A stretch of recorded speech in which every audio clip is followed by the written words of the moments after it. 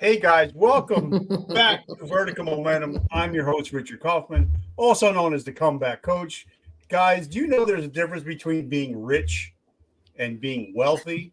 Well, Julie, our friend Julie, is gonna be talking about that today. Yes, you've probably seen her on Oprah, Lifetime. She's been everywhere. She's a CEO. She's an author.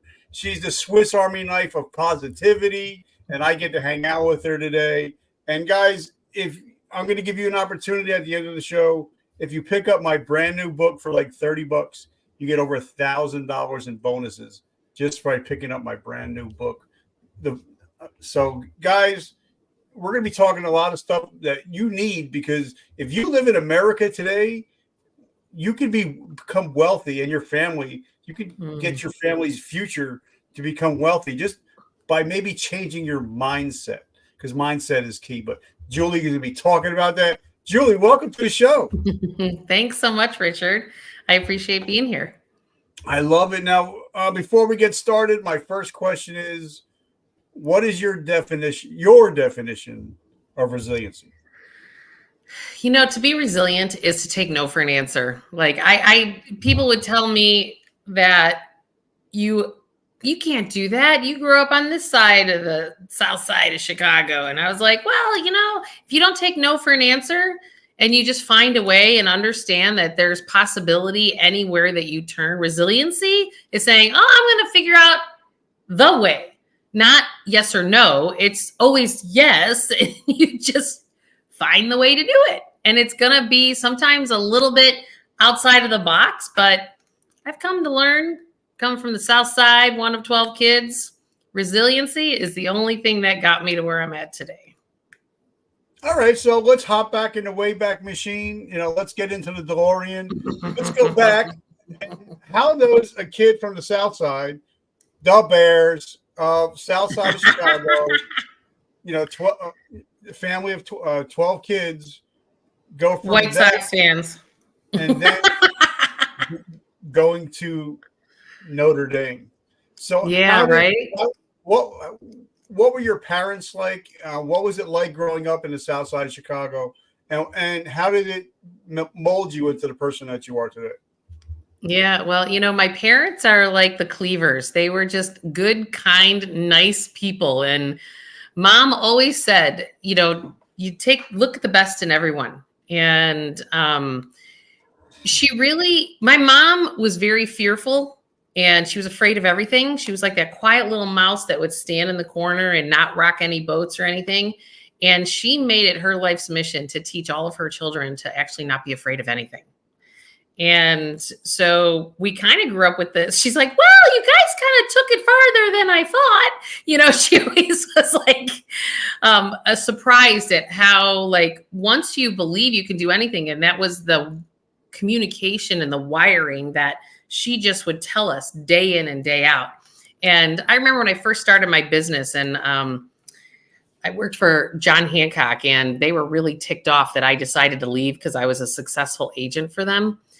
I had all kinds of attorneys showing up at my door. They were trying everything and anything to get me to not leave, and they were trying to shut me down.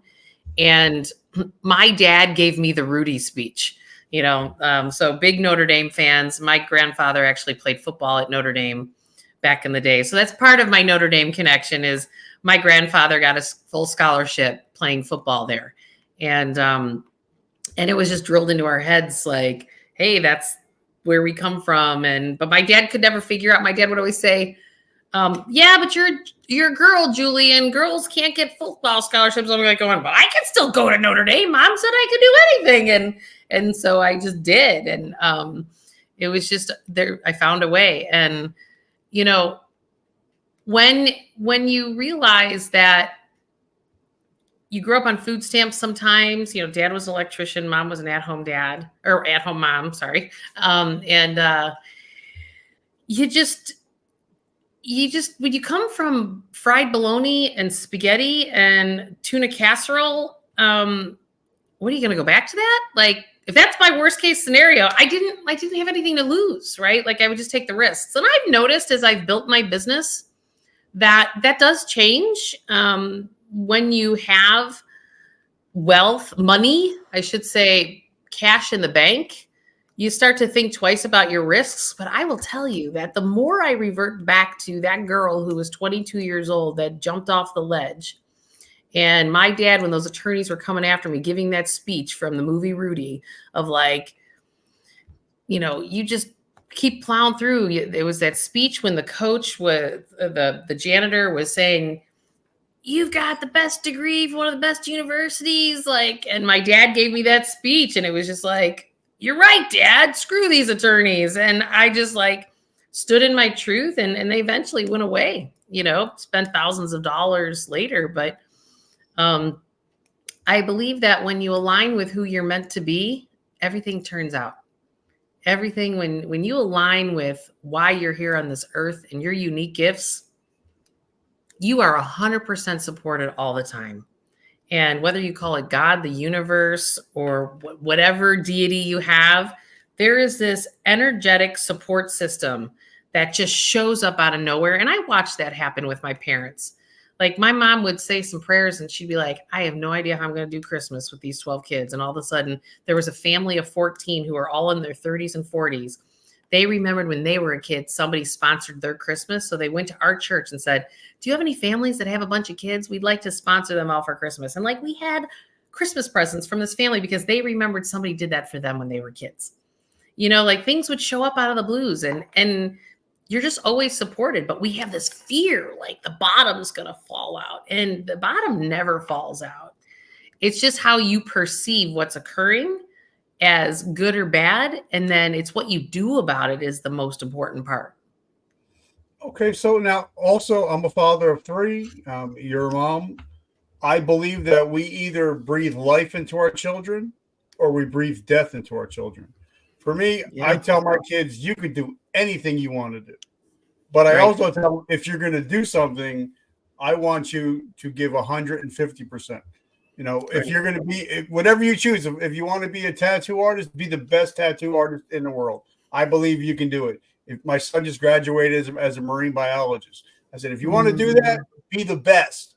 And so talk about how, because I see a lot of parents, a child, for me, I had a different mode of learning. I'm a 9th grade dropout, but I'm very successful. But it's because I learned that there's different learning modalities, and a lot of parents will think, she's just doing graphic design, she's just making videos for YouTube. When they might be saying, hey, you're doing great at that. Like Gary Vee says, fuck what you're not good at, but triple down on what you're good at. Sometimes you got to push your kid, be like, hey, you're really talented at that. Let's take it to the nth level. Instead of trying to hold them back and saying it's different, but let's go forward, because I'm noticing now in what I do, it's my 1315th interview, that people are different, and the people that are different are succeeding more today. Right. And they're just not fitting into that mold. So talk about how to breathe life into our children. Well, it's about, it's like I gave the example earlier, one of the biggest things is that the words out of our mouth do create our reality. The entire universe works on sound and vibration. And we don't realize that the entire world works on sound and vibration. And you've got these words coming out of your mouth of negativity to your children. Well, then that's what's planting the seeds for what they're going to create in their life. And so you are the way shower to your children. And if you're planting the seeds of possibility and that you can do anything you want to do. I would tell my kids on the way to school, I would tell them, the one would be like, I'm stupid. I feel feeling like every kid of mine did that at one point because they were frustrated with school or something. And then I heard my 3rd child say this to my 4th child in the car in the one day. And she goes, how many times do we need to go through this? Mom said we grew in her belly. And mom is one of the most smart people in the world because she went to Notre Dame for her graduate and she went to undergrad at the University of Illinois. So there's no possible way in the world, because we grew in her belly, that we're stupid because we grew in her belly. And I just told them that because I was like, let's just take that off the table. I just like, you're not stupid. But it's the stories that we tell ourselves. And we have to watch what those stories are and how they're reinforced. And we as parents, we are the mold of those children. And whatever we're hardwiring into their brain, we don't realize that before we're 7 years old, we are little tape recorders. And it all hardwires in our subconscious mind right here in our amygdala. And when that hardwires, then the rest of your life, 97% of your response to the world around you is coming from what hardwired into your brain before you were 7. And when we realize all the things that happen in our households before we were age 7, going, those are formative years. And so we have to realize that we are choosing that when we're choosing our response system to our children. And it's hardwiring how they're going to respond to things later on in life. And none of us are perfect, right? I mean, I think about, I got divorced when my children were in those ages. They were 2, 4, 6, and 8 at that time. So they were hardwiring in separation, right? And there's still to this day that I'm teaching them things going, you have to adapt. Like they had to learn to adapt. They had to figure out how to be resilient because they were going into 2 different households on a regular basis. And so, but I also believe that what hardwires into our kids is also what they need to do their soul work as they grow up in life. Like I believe that their souls came in and we have the parents that we have for a reason, for us to do the work that we're meant to do in the world and the muscles we're supposed to build. And I love that. But now something, I want to talk about, like I said, I don't know where this conversation is going. But, like when I go out, like we just got back, we're going on 2 cruises this year. I think we got like six vacations lined up for this year.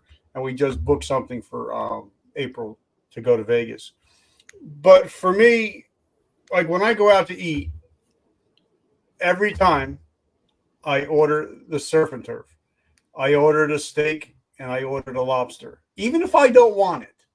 And the reason why I do that, because 3 miles away from here, I was living in a crack house, eating out of garbage cans and eating dog food. So for me, every time I go out and I say, hey, I want the surf and turf, it reminds me of where I come from, but also where I'm going. Right. I think, and you mentioned that, like you said, when you're a family of 12, there's not a lot of great meals that your family's able to provide for 12 people. But I'm sure when you go out right now for family, go out for dinner, a nice date night, I'm sure you're not saying, just give me the hot dogs and the beans. I never eat the hot dogs and the beans. Right? So it's kind of like once you grow and once you start manifesting success in life, you start acting accordingly, right? Yeah. It's like family parties. I always bring the big fresh salad, because you didn't have a lot of fresh fruits and vegetables when you have that many, because you were getting, help from packaged goods, right? You got a lot of packaged good help. And so to this day, I mean, I have fresh food in my house all the time. And, but I agree with you. It's those things that you just can't go and eat again. I'm like going, some of my siblings are like, oh yeah, I made tuna casserole. Reminds me of mom. And I'm like going, oh my God, I cannot eat tuna casserole. Like, but you do. But it is a reminder, there is, I will say that in my childhood that it was a blessing. It was a container. It was like a petri dish of possibilities. Like I didn't know we didn't have anything. I had no clue we had nothing. And it was because of the way my parents actually respond to the world. It's like, if you had each other and you had love in your home, you had it all. And that's why, like in the work that I do, I categorize people as the poor, the debtors, dreamers, accumulators, and what I call rich but empty. Because everyone who doesn't have money, the poor, the debtors, dreamers, or accumulators, they think that once they get enough money to quit their jobs and do these things, they're going to be happy. And I'm Yep. here to tell you, I call them rich but empty. Why? Because when you're not feeding your heart and soul along the way of your financial journey, you're going to wake up one day and go, I worked all those hours. I did all these things for what? Because you're still not happy. Because you're searching for something that is outside of yourself to create that happiness, whether it's the spending or the lifestyle or the whatever you're chasing, the bigger car, the fancier car, the boat, the house, the spending, whatever, the surf and turf, that if that's what's defining that moment for you, that you feel that you're going to create happiness, if you don't pay attention to who you are and your passion, your purpose, and what it is that you're here to do in the world, you don't actually embody real wealth until you actually do that and whether you have tons of money or not have tons of money, you can embody real wealth at any moment in your life. And that's you choosing to actually have a quality of life that just makes you happy. And that's the only one that's sustainable. You know, like I said, I could sell my company today and not work another day in my life if I wanted to. And I don't do that because I love helping people to create the life that they love. And so many times people can't see the path to do that. And my gift is I can see your path how to do it, and I can figure out how you can get there, even with where your emotions are at and where your financials are currently at. I can see the pathway of how you get there. And if I can do that and hire people to do everything and anything else in my company, why stop being a part of society and helping and serve the world to get to a better place? Okay, and and that's something I talk about a lot on this show is, so there are some people that are so poor, all they have is money. Yeah, right. Like for me, my bride is my everything. We've been together 40 years.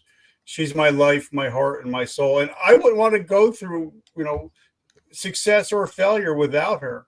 And I believe that, if you want to see a really true successful generational family, look at their faces. Are they happy? Because what good is it, for me to have the big boat, to have the house, the car, the jet skis, but to be eating dinner alone. It's not success to me. And so, talk about, give a little, because you named like 5 different areas. So give a little bit about what each of those things are. Like you said, the accumulator. What are some of those things? Because a lot of people are going to identify, and some of them might have a little bit of everything. So can you break it down real quick, each of those things you mentioned? Yeah, I write about this in my second book, Awaken Your Wealth. So when a person who is poor typically doesn't have enough money to come in the door to actually pay for their bills, they're always chasing the next thing. They're usually laden in debt, or they've declared bankruptcy so many times they can't get debt structures at all. And they're really stuck in like a welfare lifestyle, that they're really, the system is holding them up as opposed to them holding themselves up. And sometimes there's a need for that, but sometimes we don't realize that we create that lifestyle.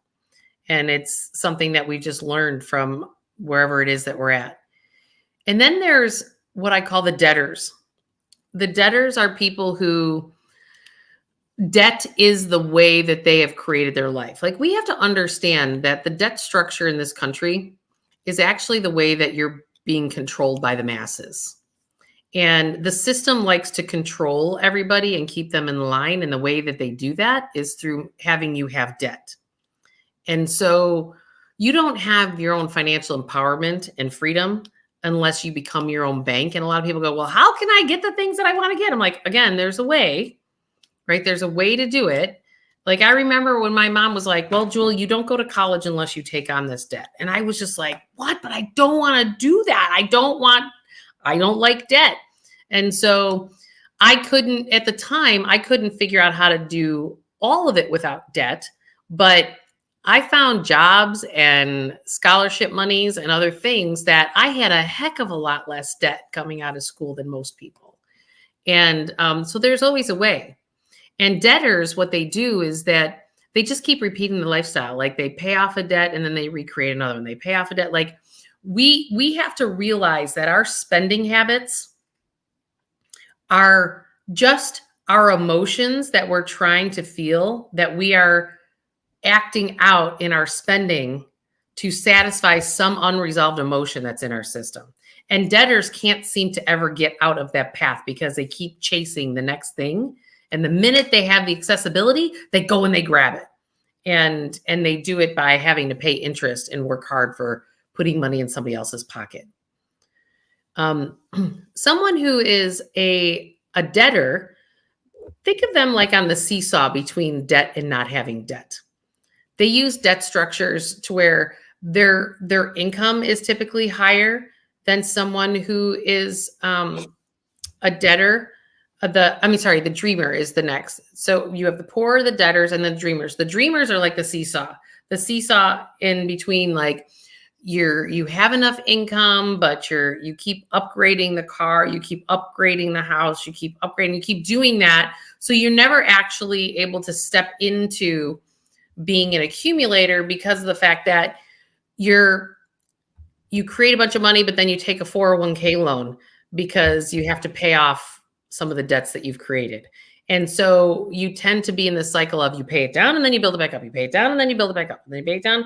And maybe you've amassed by the time you're 50 years old, like 100 or 200 grand in savings, but it's still not enough to get you to retirement at the lifestyle that you're living.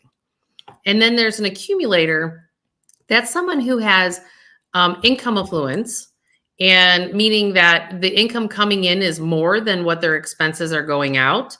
But they really only have like the typical like mortgage, maybe have car debt, maybe not have car debt, probably had student loans back in the day, but they've really kind of minimized their credit card debts, and but they've got income affluence. And the only thing there is that they haven't accumulated enough assets to actually be able to quit their jobs and live off of the interest of their money. And then there's the rich but empty.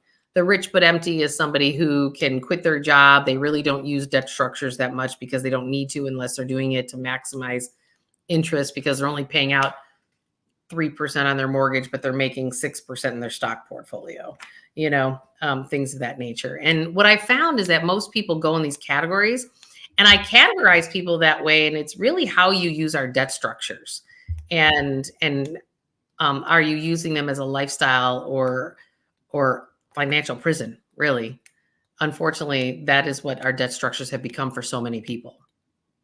And I agree. And like where I live, I see a lot of people, they're driving nice cars. They're driving Beamers, they're driving Mercedes, but then they go to the apartment that they're renting. Right. And they've been paying, like you said, they're like, oh, I got the brand new Beamer, I'm leasing it again. So you're like, okay, this is like your fifth lease. You owe nothing, and you're paying your rent to your landlord. So where are you really? You look great. Everything looks great, but you don't have a pot to piss in or a window to throw it out of. So right. Where are you really getting ahead in life? Well, and everybody has their own definition of that, right? And so I'm not here to tell somebody how to live, but I'm here to say, I'm guessing that flash of the Beamer and the stuff like that is just a compensation of an unworthiness button, that you don't feel worthy. So you have to show people that you're worthy because you're trying to satisfy your ego versus aligning with your soul. And at some point, everybody hits this in their life where they wind up with a crisis going, I would have, should have, could have. And like I had one woman who came to me when she was 47 years old, and she said, Julie, I know I'm behind in my retirement planning. I don't need to know how far I am behind in my retirement planning. I just need to turn the boat and stop living the way that I've been living. And I want to turn it to where I, at some point can stop working before age 70. And so it's just about those conscious choices and saying, I'm done chasing it. I want to actually live and stop chasing something, because we're chasing happiness as opposed to actually being happy. It's really interesting to see how we are emotionally responding to that. Now, I have several friends that are millionaires, billionaires that I've had on the show David Meltzer, Kiyosaki, Lecter. And when I talk to them, and they're like, money is it's just a vehicle. That's all it is. But money provides freedom, and that's what we should want. We should want to have, maybe not have the things, but to have the freedom. Like my wife says, "Hey, Barry Manilow is doing his last show up in Vegas. I want to go in April." I'm like, "Did you book it yet? What? How come you haven't booked it yet?" And so we're going to go to Vegas for about a week. But if you don't have the money, then you don't have the freedom, and then you're really pigeonholed into not living the life that you really want. So it's not about the thing; it's about the freedom to be able to do things. Right. And it's about coming from a place of empowerment. Like if you can't do those things, well, then you've created a suffering cycle that you're saying, oh, I can't do what it is that I want because you've chose to have the flashy Beamer or the expensive clothes or whatever it is. And you're doing it then on debt to top it off, because then you're paying all this interest to make somebody else wealthy. And is that what you want? Like I'll ask people when they refinance their mortgage and they buy that next house in their 40s, let's say they're 45 and, they upgraded their house. And I say, do you want that mortgage done at 75 years old? And they go, no. Everybody says no to that question, because if you add 30 to 45, you get 75. And I go, well, that's what you're doing. Like nobody ever thinks of the back end of what it is that they're choosing. They're just making the decision going, okay, I can afford this payment here. I can maximize what I'm buying here. And they don't realize by doing it that way of only looking at the front end, like the emotional satisfaction today versus what are you creating for your tomorrow? You're planting the seeds that you're done with your mortgage at 75. So it's not that you can't do that. And then people will say, well, I'm going to sell it when my kids are older. And okay, but then you're not really creating, well, what is it that you want to create? Because we have to understand, what is it that you want to create in your life? And then all your financial decisions need to support that. That's why my first book, the subtitle to my Emotion Behind Money book is called Building Wealth from the Inside Out. Yep. Because it's about creating your life from the inside out, going, what do you want to create in your life? What kind of freedoms do you want to have in your life? And then you make those decisions from that point. And I believe, like you say, I'm agreeing with you 100% that success, even if it's money or if it's not, it's all an inside job.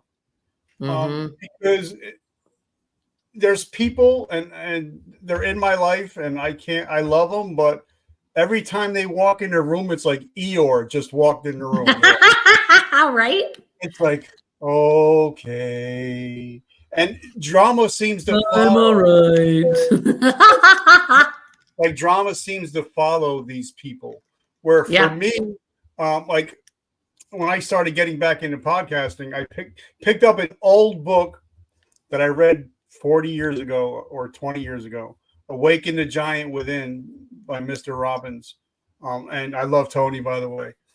But something that you have to recalibrate your mind, using NLP and manifestation. And now I expect wherever I go, I expect the best. Like if I'm in the parking lot, I expect before I even get there that there's that spot. And that's why it shows up at the front. Or like when we went on a cruise, we went to the Bahamas. I'd never been on a cruise before. It was freaking awesome. But I'm actually taking pictures with my wife standing on the stairs with the Swarovski crystal, and people are coming up to me. They're like, "Who are you?" And they started calling me Sir Richard, and I'm like, "Oh." And I think it's because it's the aura that I put out. That for sure, I'm a child of God. I expect the best. I'm going to give the best I have, so I think it's manifesting the way I talk to people, the way I treat people, the way I walk in a room. I walk in a room, you're going to know I'm there. Right. So talk about how important manifesting success or failure is, because if you're not using and I know you love this, if you're not using your reticular activating system for success, you're going to fail. So talk to us about manifestation.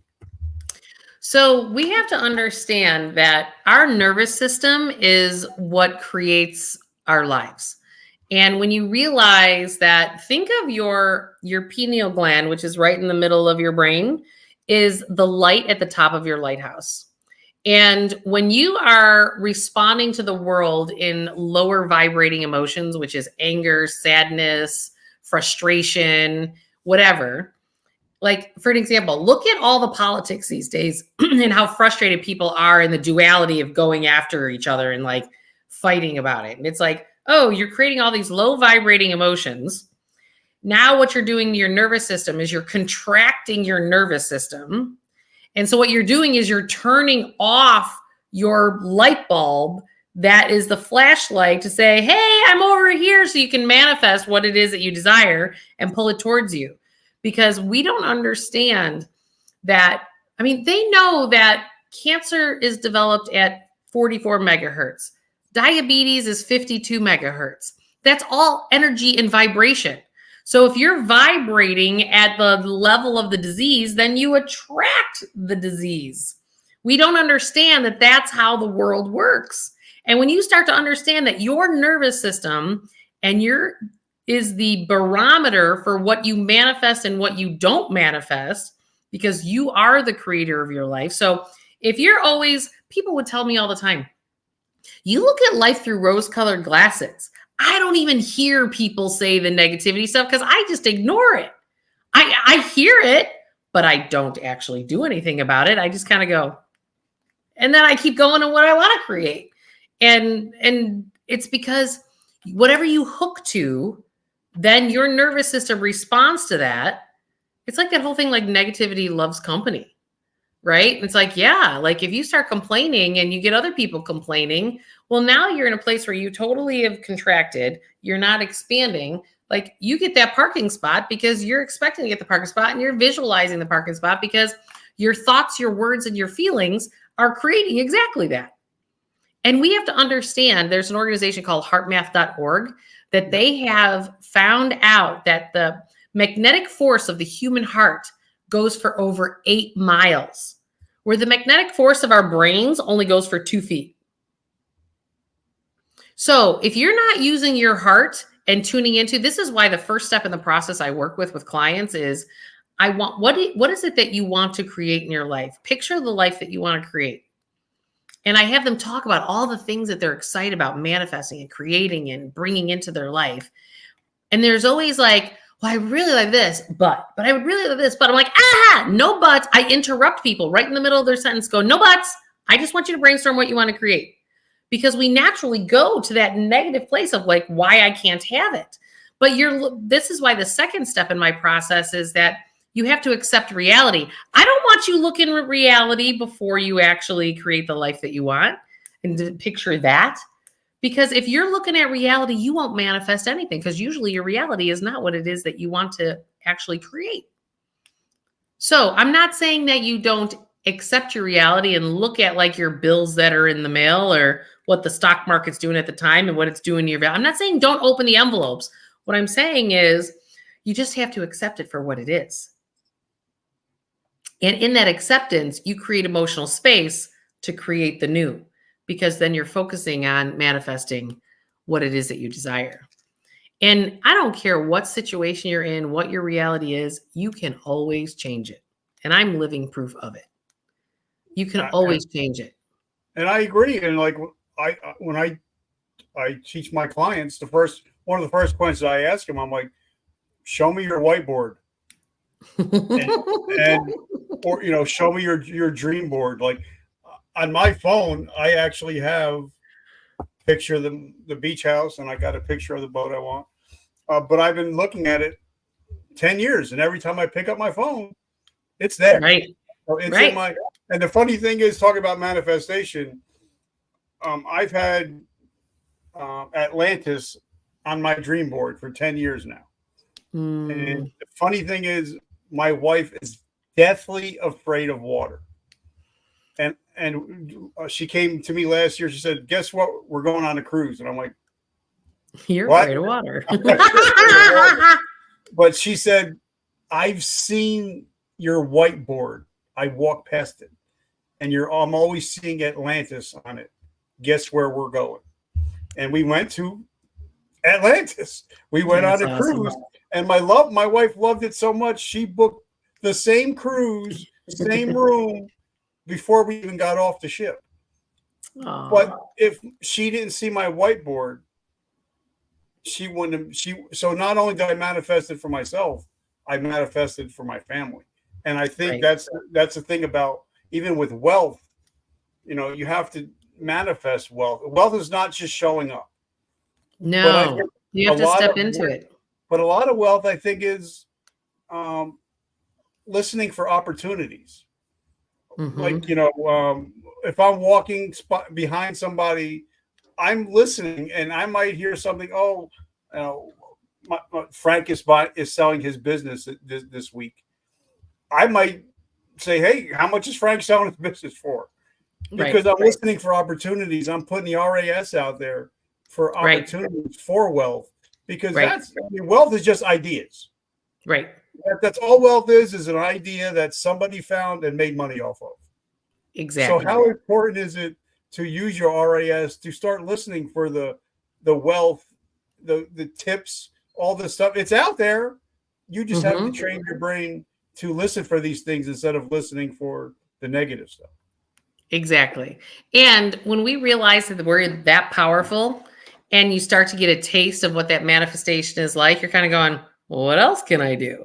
And you just have to continue to plant the seeds for what it is that you want to create. And it's never going to come in the timing that you ask. It's never going to come in exactly the package, but you have to understand that. That's why I always tell people, I'm like, be careful what you're saying, because you might say, that you want this, and you're like, oh, you forgot part of the equation, and then you got exactly what you asked for. But it's like, oh, I really actually wanted this a little bit different.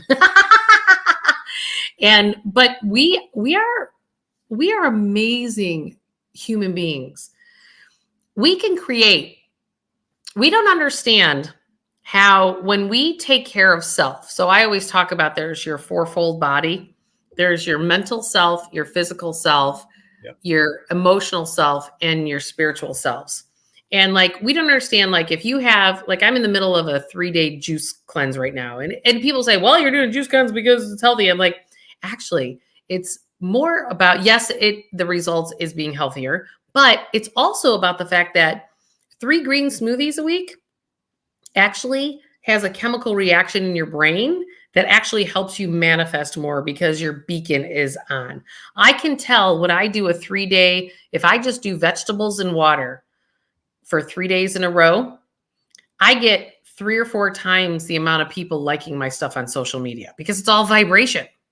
It's like, oh, I'm clearing out the gunk in my physical body, but it's opening up my social media. I'm like, how is this even possible? On some level, it's sounds like cuckoo, but on another level, I'm sitting here watching it happen.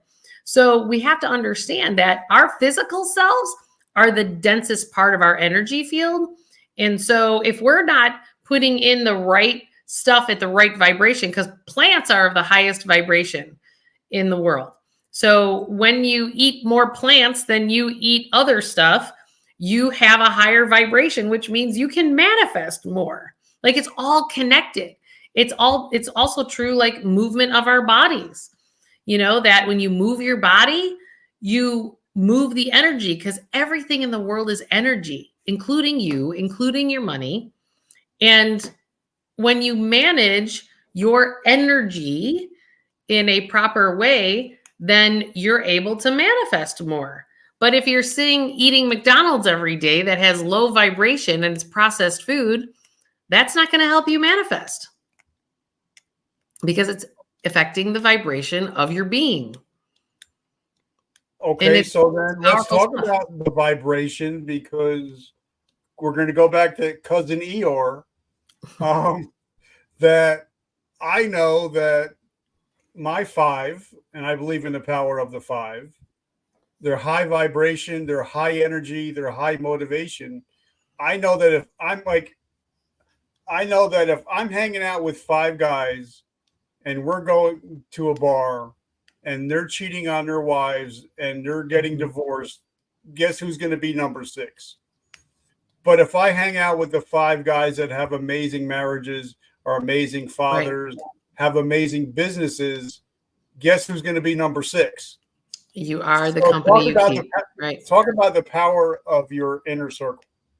Yeah. So I talk about this in my book, The Emotion Behind Money, where if you put a crab in a bucket, that crab can crawl out of the bucket, no problem. But if you put 10 crabs in a bucket and somebody tries to crawl out of the bucket, the other crabs pull them back in. And the question is who are the crabs in your life? So for example, I tell people, I'm like, tell me about your friends and how they spend their money and they'll always tell me stories about, oh my God, me and my girlfriends, we go out and we spend all this money and, we've all got credit card debt. We complain about it all the time and we know the websites to transfer it to 0%. I go, you need to go out and get different friends because you are the company you keep. So if you are hanging around with people who are fiscally dysfunctional, you are going to highly likely be fiscally dysfunctional. No different than if you're hanging out with people who are cheating on their spouses, then you are likely going to manifest that in your world too. And you'll find the reasons why to do so. Right. And this is about where you have to realize that's how you're creating your life. And it's about being in tune with and being conscious enough going, oh, like I am hanging out with people who, aren't doing ethical things or, and it's not a judgment thing. It's just, what do you want to create? But then when it comes full circle and something happens to you and you're then the one cheated on, well, that's what you're surrounding yourself with. Like you created that and you called that in as an experience to shift something in your life. See, what a lot of people don't realize is that if you're triggered, that trigger is not about the person who triggered you. That's about you're triggered because something inside of you needs to shift. And when we can start to understand that, and that's part of the manifestation piece, it's huge. Because if you can stand there and go, okay, my spouse just triggered the hell out of me, and that was not nice things that came out of their mouth, but I'm triggered. What needs to shift in me? And the more I do that, the more amazing things show up in my life because I'm working on my inner being and it has nothing to do with anyone else. I just called them in to be an actor in my play I call my life to play this role so that I shift. And when we can start to see that and start to respond to that in a way that's more conscious and awareness, it's a whole new ballgame. And something that I wrote down is, when I first start working with a client, I say, show me your calendar and show me your checkbook, and I'll show you where your priorities are. Right. Yep. Because numbers don't lie, first of all. And not at all. If you're even like when I had David Meltzer come on the show, and he's got a $20 billion business. That's something he talks about is, either you rule your calendar or your calendar rules you. And if you're not happy or excited in life, it's because you don't plan for it. So how important is it to rule your life and your schedule and I say no more than I say yes, because for me, if it's not God, family, friends, and business, I'm probably going to say no. Right. So how important is the word no? Huge. Boundaries are one of the biggest things that you can do to self-love yourself because we don't say no so the humans respond to stress in 5 different ways. We either people please, we fix it, we try to control others, we try to entrain people to do it our way, or we disassociate ourselves. Every human responds in one of those 5 ways. And we have to learn what is true for us in our own hearts and hold those boundaries to protect that space. And the problem is that we go into that patterning that I talked about earlier before we're 7 years old. And if we feel stressed and then we people please, or we try to fix it, or we try to control them and have them do it our way, right? Because we're just trying to mitigate our own stress. But by saying no, what you're allowing to have happen is you're allowing your uncomfortable feelings to come up, the fear that they may not like you, love you, or want to be around you anymore. You got to let that fear come up so you can feel those feelings to move to the next step, because our emotions are energy in motion. And we need to feel those feelings as they're occurring. Otherwise, they get stuffed in our body. And as that layering, stuffing of the emotions in our body can keep happening, that's what creates disease in our bodies. So if you love yourself enough to say no, you're actually then giving yourself the opportunity to feel your feelings so they don't get stuffed in your body that will eventually create disease in your body. And so saying no is the most important thing you could possibly do. And something you mentioned now, you mentioned it 3 times actually, was triggers. Like for me, I've been in recovery 35 years. I'm going on 36 years. I haven't had a drink or a drug. But I know that if I'm hungry, angry, lonely, or tired, some shit's going to go down. So I know that those are my triggers. But I know my triggers. I know what's going to happen if I'm triggered, because I become so in tune with myself. But you mentioned the word disease. And if people actually break down the word disease, it's dis-ease. Mm-hmm. It means, there's something going on. Like I was with GNC for over 30 years, and I'd have somebody come in and like, I need to pre-workout, I need a fat burner. And I'm like, oh, slow down, Junior. First of all, it's probably not what you're eating. It's what's eating you, causing you to eat so much and causing your stress hormones to go up. So how important it is to get a handle on your triggers in order to know what your triggers are, especially because some people be like, oh, I think they call it, I forget what the word is for when somebody gets stressed out. Well, retail therapy. Somebody will be like, I'm stressed out, so I'm going to go buy whatever. Well, right, so which is just you're going to put yourself in debt. You're going to be more depressed when the bill comes in, and it just becomes totally. And what we naturally do is we emotionally project outward. That's the spending. We're like, we have all this unrest inside on an emotional level. We're so afraid to feel that feeling that was stuffed down before we were 7 years old, because that's what's trying to come up and out. That survival instinct, that thing that shoved that emotion down when you were a child, that's trying to come up. You're calling in these triggers to trigger you so that you can finally feel the feelings to create the emotional space. So most of us, what we do is when it comes up, our fear kicks in, and then we push it back on. We push it onto someone else, or we push it onto our spending, or we push it somewhere else. And really, the only way to the other side of your triggers is to allow the feelings to come up and feel the feelings. So if you're triggered, go inside with it going, I am triggered. I'm willing to feel these feelings. I am willing to feel these feelings. I am willing to feel these feelings. Because what you do, let me give an example. I have a client recently. He's been working through, I always have just enough money, but I want to have more than just enough money, because he'll get the extra work at his job, and then Airbnbs will stop renting out that he has. And so he's always got just enough money. And I go, okay, I need you to sit in this and say, I am ready to receive an abundance of money. And he's been saying that mantra, I am ready to receive, because it was about a level of receiving, right? He has to open himself up. So the result is that he's been waking up in panic attacks. And I was like, okay, now when the panic attacks are coming up in the moment, what I want you to do is say, I am safe.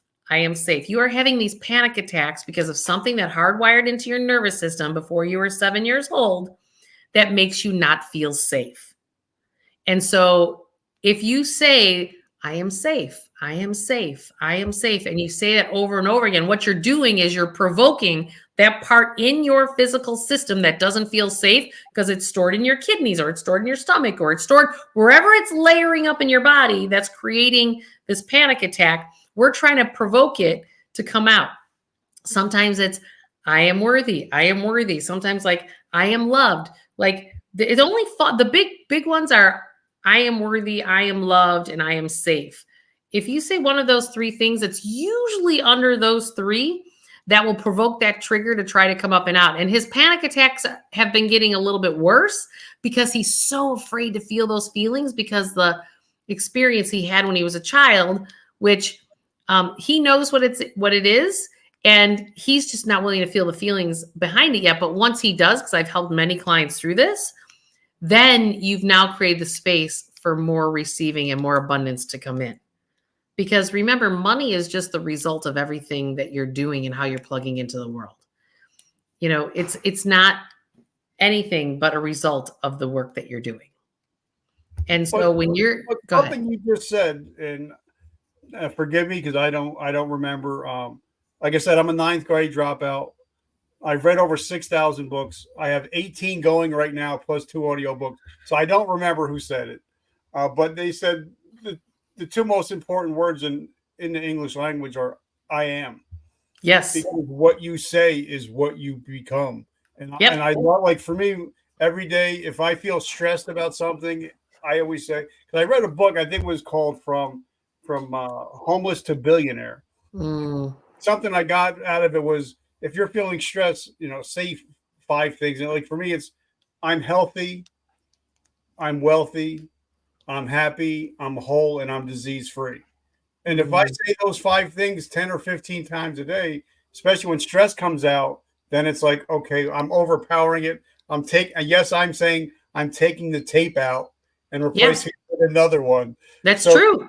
That's exactly what you're doing. That thought process, right? Right. And what we have to understand in that process. So like my new one now is I am ready now to live my highest timeline in this lifetime.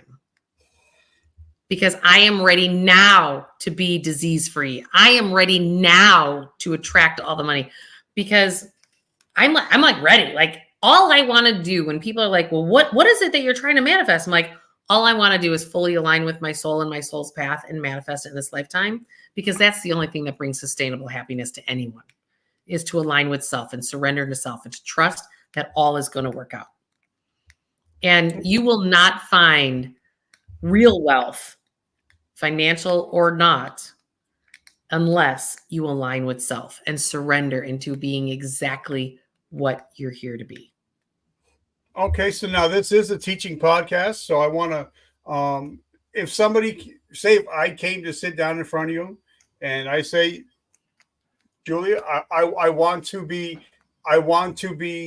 wealthy, what would be your top 3 pieces of advice that you would give me if I come to sit down with you? I'm a 55-year-old male. I mean, I know I got another 45 years to go. But if I say I want to become wealthy, what would be your top 3 pieces of advice? Well, the first thing I would say to you is, how do you define wealthy? Because people define it differently, right? Yeah. And because some people, it's, I want to stop working and spend more time with my family. I would say, I would also ask, why aren't you living that way today? What is blocking you? Or your perceived blocks, I should say. And why haven't you gotten there yet? Because what we don't realize is that we actually have every moment of every opportunity to create what we want. But the question is do you want to spend the time doing the things to get it done? Right? Because usually when I press people on, well, what is wealthy? I have someone who told me it's all about the money we spend out the door. I have someone who her expenses are only $4,200 a month. She's college educated, has a good paying job. And she goes, I want to stop working. Well, I showed her the numbers and I said, well, you could stop at, she's in her mid 40s. She could stop at 52 at spending $4,200 a month. She could, at any point, she could stop working. And we even put in the fact that she's going to have to pay her own health insurance costs and everything else. And that's when I first met her. Well, now she's 2 years away from 52. And I'm like, so you ready? You got 2 years, or you actually can go sooner than that. What do you think? And she's like, because she's doing a job and living in a state that she doesn't really love. And she's doing it because she still has family that's living in that state. Mm-hmm. But she really is being drawn to go to Colorado or Canada. But she's not doing those things because she's taking care of family. But she's not happy. And so I'm pressing her to I'm like, okay, I need you to go take a vacation to Colorado. Yeah. Right? I need you to go take that. And I go, take your dad with you. She's like, what? And she did.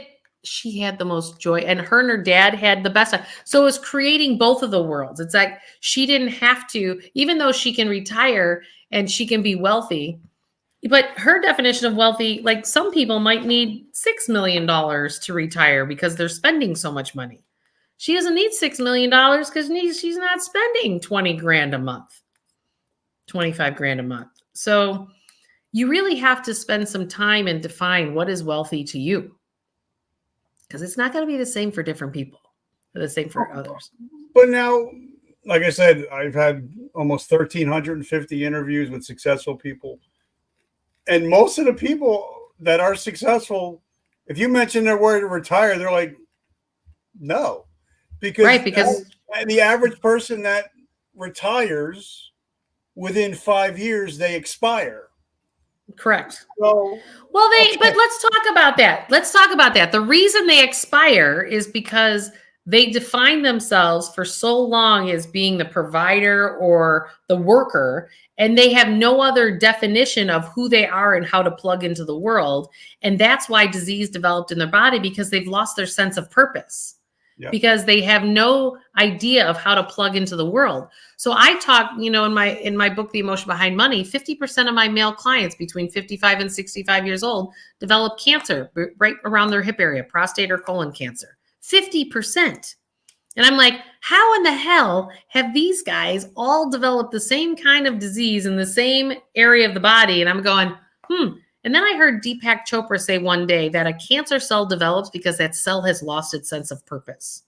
And I was like, so how did all these guys lose their sense of purpose? Every single one of them was let go by their jobs, not by their choice. They were laid off, or they were downsized out, or whatever. And so when I'm talking to people in their 40s, I'm going, hey, do you love your job? Do you love what you're doing? Is it in alignment with you today, or is it just the paycheck to provide for your family? Most times it's the paycheck to provide for their family. I'm going, okay, we got to do something about this, or disease will develop in your body. And that's why 5 years after retirement, you kick the bucket, because your body goes, what? And it gets hijacked, and you're not ready for that transition. That's why I've given assignments to people going, hey, they're like, well, we want to retire somewhere. I'm like, I want you to go on vacation in these places you're considering before you retire, so you can start to get your energy used to that, so you can transition in a smoother way, so you can flourish and thrive in your golden years and have good health, because you're nothing without your health. Nothing. Yep. And I agree. Like when we went to the Bahamas, I went and I looked at some houses. And I touched the houses, and I smelled the leather. I had I had the beach smell. So not only are my goals, are they mentally involved, but they're physically involved. So anytime I take a breath of air and I smell seawater, it takes me back to that house that I want. So I think if your goals aren't big enough, or if you're not emotionally involved in your goals and you're just saying, I want this, but there's no emotion behind it, you're pretty much never going to have it, right? That's true. Right. Because again, your heart is the biggest magnet on this earth, and it measures for over 8 miles. So what you did is you put your heart, you felt the feelings, what it felt like to smell that beach and to smell that leather, and you embodied it, and it became part of your heart. And now you can identify with it and going, I want to pull that towards me. I want more of that, and use that magnetic pull that you have in the human heart that you've got to your advantage. Most of us don't do that. We don't use our body intelligence. We use our minds, but our minds only go for 2 feet from a magnetic force standpoint. Well, why would you use something that only goes for 2 feet versus something that goes to 8 miles? And the only reason it's 8 miles is because they have nothing to measure it farther than that, which they know that it goes farther than the 8 miles. Look, I got a client, and we're going to be winding down in a minute. I have a client. He makes good money. He makes great money. He always said, Rich, I want a Lambo. And I'm like, you got the money. Why do we not have a Lambo? And right. So I said, bro, I'll be there in an hour. Hold on. I'm going to pick you up in an hour. So we actually went. I picked him up. We went to the Lambo dealer. We took it for a test ride. He touched the leather. He smelled it. A week later, he pulls up in front of my house in a brand new Lambo. Just because he smelled the leather, he touched it, he felt the wind in his hair after going on a ride. So his goals became emotional. Correct. And I think that's why I don't think you opened up the heart. Right? If your goals aren't emotional, then you're probably not going to hit your goals. 100% true. 100%. And where I got a lot of this information was from both of your books, by the way. I have both of your books upstairs, sitting at my kitchen table. I devoured them before I knew we were going to get together. So I love your book. Thank you. Now, where can we get your books, and what do you have coming up in the next 6 weeks, 12 weeks? Yeah, so you can get all my books. I have 3 books. They're on Amazon. You can get them on Amazon. You can also join my community at juliemurphy.com. What I do is every 8 weeks, I have a free workshop where I do some group coaching. And then I pull people in, and then we do a discovery. And then you can spend 6 weeks with me and do an online course where you can deep dive into how do you actually change your approach to your money to align with your heart and your soul and how to get there. And in this 6-week online course, you have me twice a week in a group setting, as well as all these assignments and things to do in the meantime to get you to exactly where you want to be. And I got to give a big shout out to Camille Cruz. Thank you so much for putting this together. I truly appreciate you. But if I don't ask this question, because somebody just texted me like, you got to ask this question. I'm like, okay, I have to ask it. So for Tammy says, what is it like? What is the Oprah effect like? What is it like being around somebody that has such a high vibration? I mean, she's worth $3 billion, but I think it's more about the vibration. So what is the Oprah effect like? Well, it's funny that you say that. So back in 2003, I actually was like, well, Oprah Winfrey's doing big things in the world, and I know I'm supposed to as well. And so I actually bought office space, kitty corner from her studio to be in her energetic space of what she was creating. I bought right across the street. And the reason I wound up on the radio show with Harpo and everything was because I had one of my assignments to one of my employees. I said, when my first book came out, I said, stand out in the corner, and every time the show lets out, pass out my book to everyone. And so what wound up happening is, I didn't realize this at the time, that there was a table inside Harpo Studios that if you read a good book, put it on the table to share with other employees there. And my book wound up on that table, multiple areas. And that's how I wound up being on there. And it's all about vibration. It's all about, you can say a lot of things about Oprah Winfrey, but what I would say is she's done way more good than she's done harm. And she had that high vibration of what she was creating. She changed the entire West Loop of Chicago. It was gunshots and gangs, and it turned into, it's now the hottest place in Chicago to live. And it's all about the vibration. And so if you want to be a high vibration and make a high impact, you surround yourself with the people who are. And that's what we've been talking about today. And that's what I did with my business. And even another Illinois person, President Obama, he had that it. He had the vibration factor where if he walked in a room, you're like, who's that guy? because he had that. Like vibration. yeah. And I joined the gym that both of those two belong to. You know, one morning I was like 5:30 in the morning and I'm on the treadmill and I heard Oprah's voice and I was like, what? And I'm looking up at the TV screens and I realized she was on the treadmill next to me. I was like, oh shit. I was like, and I just wanted to leave her alone because she was in her workout at 5:30 in the morning. But it's like, but same thing with Obama. Obama was part of East Bank Club. Oprah, you know, like you become the company you keep. So surround yourself with the people who you admire and want to impact or emulate parts of who they are. And guys, I just want to say, make sure you follow Julie on her social media. It's fire. I've been watching and stalking, so I think your social media is awesome. And guys, like I promise you guys, if you pick up my new book, you will get over $1,000 in bonuses. And I'll teach you how you can make money 24/7, 365 days a year just by podcasting. I could do a podcast in the middle of the Caribbean, anywhere, as long as I have my phone. So, guys, if you want to be able to live a lifestyle like that, just write book down below. Julie, and I just want to say thank you. And please, when you get a chance, thank Camille. Say thank you so much for what she did. Yes, putting us together. And I'm truly humbled and grateful that we got to spend the time together. Yes, I am grateful too. Thank you for sharing it with me. I love it. And guys, remember, like Joel Osteen says, every morning we wake up, we have a choice to be a victim of our past or a victor of our present and our future. And if you listen to this show, you're no longer a victim, you're a victor. So thank you guys for always showing up. I love you guys. And remember, vertical momentum, the only way to go is up. I love you. Julie, have an amazing week. Thanks. You too, Rich. Be good. Bye.